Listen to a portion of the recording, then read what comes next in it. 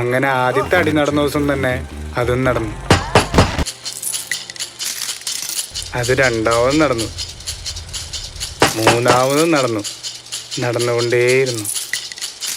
അങ്ങനെ ഞാനും സീമയും കുഞ്ചുവിൻ്റെ തട്ടുകടയിലെ അക്കാലത്തെ ഹിറ്റ് കോമ്പിനേഷനായ കപ്പയും മുട്ടയുമായി മാറുകയായിരുന്നു. ഈ കോംബോ ഒരു എവർഗ്രീൻ ഹിറ്റാവുമെന്ന് കുഞ്ചുവിനെ പോലെ തന്നെ ഞങ്ങളും അടിയുറച്ചു വിശ്വസിച്ചു.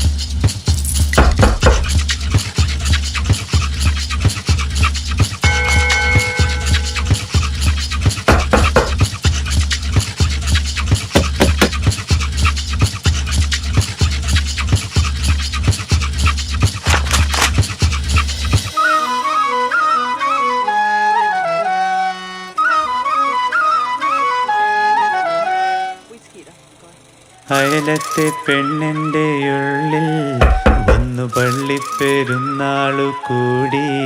പിന്നെ ആരാരും കാണാതെ നെഞ്ചിൽ മറന്നിട്ട തൂവാല വാങ്ങി.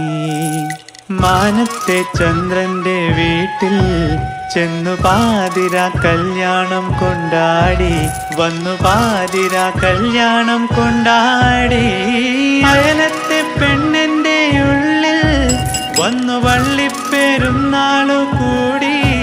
പിന്നെ ആരാരും കാണാതെ നെഞ്ചിൽ മറന്നിട്ട തൂവാല വാങ്ങി.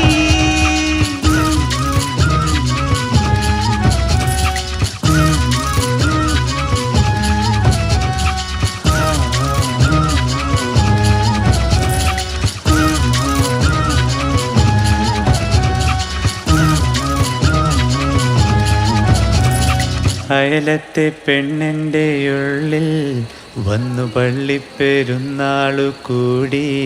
പിന്നെ ആരാരും കാണാതെ നെഞ്ചിൽ മറന്നിട്ട തൂവാല വാങ്ങി.